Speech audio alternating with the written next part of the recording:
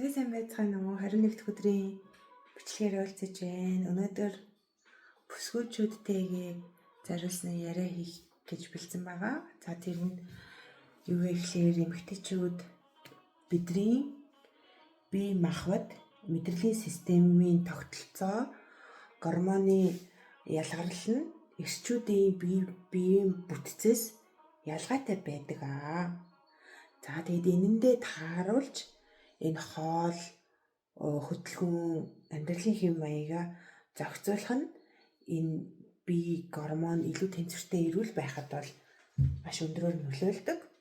Тэгтэл одоо энэ ямарваа нэгэн хоолны дэглэмүүд чинь ерөөсөө л ингээл нэг юм рецепттэй нэг л одоо тийм ерөнхий тийм дараалалтай тэгэл тэрийг ингээл ерөөсөө байнга хийгээд байхаа юм шиг иймэрхүү байдаг. Тэгтэл эмэгтэй хүний бие тиймэрхүү одоо тийм нэг хэв маягийн одоо зүйлүүд бол эрчүүдэд илүү тохирдог.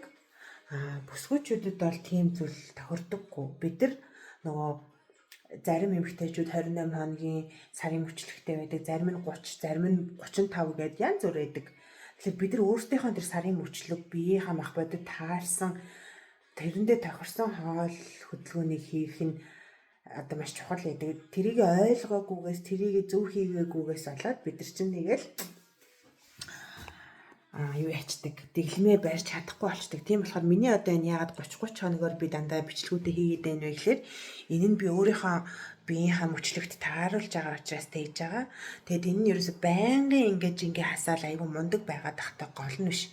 Хизээ би дэглэмээ чанга барихын, хизээ би дэглэмээ суллахын гих мэтчлэн те ингээд өөрийнхөө темпэндээ тааруулж явах нь бол маш чухал аа. Тэгэхгүй бид нар нөгөө бусдыг бас хэд дуурайгаа зөв гэсэн болгоныг ингээд дагаж хийгээд ингэж байгаа нь яг миний өөрийн мах бие бүтэцтэй гормонд тохирох уу тохирохгүй юу гэдгийг бол төдийлөн боддгоо бас. Тэгэхээр яг өөрийнхөө бие мах бодыг маш сайн сонсох хэрэгтэй. Тэгээд тэрэндээ таарсан мөчлөгтэй таарсан зүйлийг хийх хэрэгтэй. За өнөөдөр бол миний одоо летол үе буюу одоо сарын тэмдэг эрхийн өмнөх үе дээрээ ингээ явж байна. Ер нь сарын тэмдэг ирэх гэж байгаа. Тийм учраас одоо энэ үе дээр бол ерөөсөө тийм хүнд мацаг, хүнд хүчтэй хөдөлгөөн өөрийгөө ядраах тийм сэтгэл зүйн стресс тиймэрхүү зүйлээс хол байх хэрэгтэй. Аль болох одоо өөрийгөө хайрлаад эмэгтэй хүмүүс маань бол өөрийгөө тайвшруулад тийм зөөлхөн аль болох амраад сайн унтаж амрах хэрэгтэй. За тэгээд энэ үедээ бас бүр хит их одоо хоол энерги ингэж хасах хэрэггүй. Сайхан шүлтэй хоол, дуртай ингээ хоолоо өдрийн цагаараа сайхан идчих хэрэгтэй гэдэг аа. За тэгээд одоо өнөөдөр би гарч гоё хоолнд орж балзаанд нөхөртэйгөө явах гэж байна. Тэгээд тэрэндээ зориулж нүрээ боднаа. Тэгээд нүрээ бодож байгаа бичлэгээ та нартайгаа хамт хийя гэж бас бодсон байгаа. За миний төрөж байгаа крем нарны хамгаалттай. Тэгээд дундаж хэмжээний өөд ордог ийм батгашилттай арьсан зориулсан крем байгаа. За тэгээд би ч өөрөө нөгөө тослог жоохон батга маш амархан гардаг арьстай учраас энэ крем надад их дайггүй тохирдог. Энэ ITCC крем гэдэг. Энийг хэрэглэж байна. За тэгээд энэ одоо Европт бол ерөнхийдөө маш хурц нартай байна. Тийм учраас нарны хамгаалттай крем төрөх нь л зүгээрээ гэж бодож байна. За тэгээ бүсгүйчүүд маань бидэд энэ эрэгтэй хүнээс ялгаатай гэдгээл маш сайн анзаарах хэрэгтэй. Эрчүүдтэй бид нар яг адилхан дуурайгаал идэл, яг адилхан дуурайгаал дасгал ажил хийгээл, яг адилхан гээл ингээд барьцаад эрчүүдтэй адилхан арх дар суугаад, эрчүүдтэй адилхан тамхи татаад, эрчүүдтэй адилхан харааллын үг хэрэглээд тэгж яваад эмэгтэй хүмүүс бид нар тохирохгүй. Эмэгтэйчүүдийн ингээд нөгөө илэг байна шүү дээ тий. Илэг. Тэр нь ирчүүдийнхээс жижигхэн байдаг гэж байгаа байхгүй. Тэгээд тэр одоо алкоголыг шүүх чадвар нь маш бага байдаг. Тэгээд тэр тамхиг ч гэсэндээ уушигны хувьд бас арай жижигхэн байдаг гэж байгаа.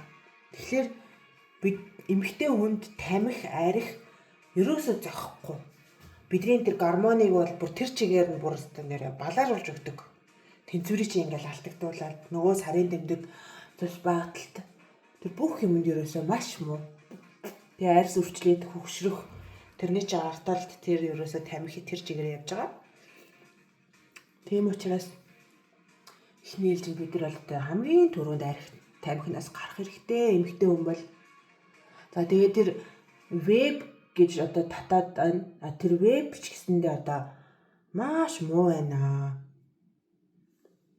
Би ингээ веб татдаг хүмүүстэй ингээд ойртхон жоохон ярилцаж үзсэн.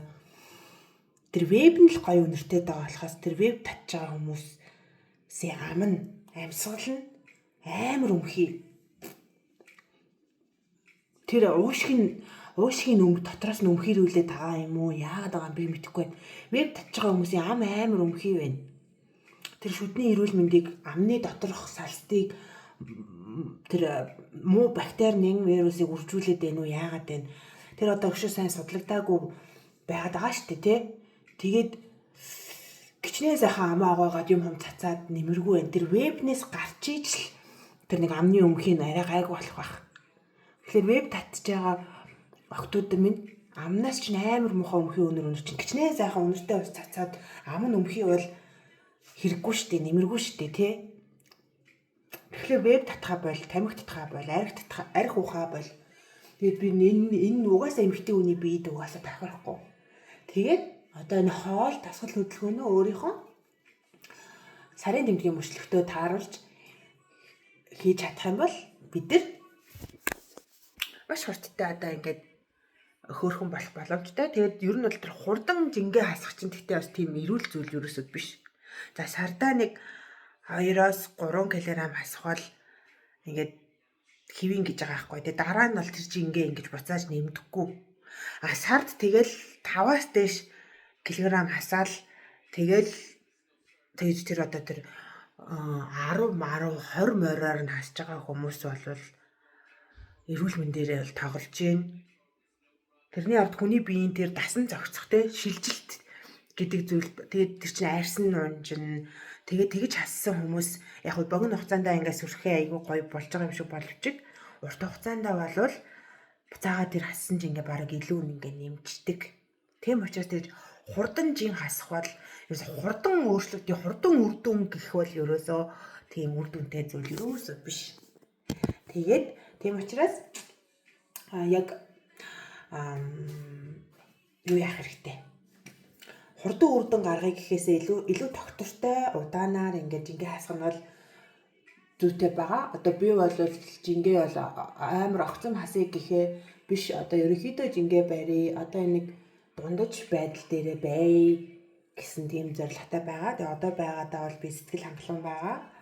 Тэгээд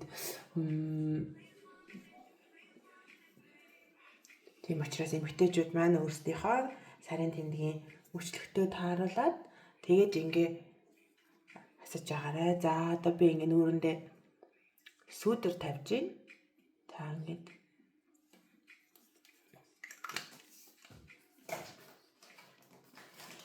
би ч өөрөө нүүр будах тийм юутай. Нэг хэсэг тийм нүүр будахаар маш их тийм хоббитэй байсан. Тэгээд хормын будалтад би чинь хормоо Германд тэгээд Монголд нөгөө бэр гуйх те. За тэгээд дараа нь хувийн Малдивын арал дээр тусгай юм одоо хүлээн авалт нөгөө honeymoon гэж тэгж хийж исэн. Тэгээд тэр хормын будалтуудаа бүгдийг би өөрөө сураад хийж исэн. Тэгээд нүүр будахад болвол маш гоё бас өөрийгөө будчих чаддаг. Гэхдээ одоо бол нүүр нэг будыг гэхээсээ илүү арьс арчилгаа тий дотроос хүний энэ гоё харагдах чинь гаднаасаа будахаасаа илүү дотроосоо байдгийн байна гэд. Тэгээд илүү одоо энэ хаалтан дээр анхаарах энэ 30 хоногийн челленжуудаа хийж байгаа. Тиймээс бүсгүйчүүд минь мэдээж гаднаасаа бид нэр ингээд те гоё болцоондоо будаад гоё хөөрхөн болоод өсмөсөө ингээд буржилгаад явах нь гоё байдаг сэтгэл санаа сэргээд. Гэхдээ тэр нь байнгын жинхэнэ одоо зүйл байнгын яг үнэхээр бидний гоо сайхныг илтгэж байгаа зүйл бол яг энэ будах хувцаслалт өс гэхээсээ илүү дотроосоо эрүүл бай, дотроосоо энэ хотоод гид зэлэг тэр арх тамхиар хордуулахгүй бай. Тэгээд энэ оюун ухаан те сэтгэхүйгээ гоё тайван байлгая, сэтгэлээ тайван байлгая те. Тэгээ ингэж стресс багтай байж чадах юм бол эмэгтэйчүүд бүр илүү ингэж дотроосоо гэрэлтэж гоё харагдана. За тэгээд бүтэн нүрэ будаад үсээ янзлаад дуусгасан бичлэг биш зургаа би story дээр харуулна. Та нар манд тэнчнээс үзээрэй. Тэгээд одоо үргэлжлүүлээд өөрийгөө бэлтлээ. Бүгдд нь амжилт хүсье. Бүсгүйчүүдтэй ялангуяа өөрийгөө хайрлаарай гэж хэлье. За баяртай.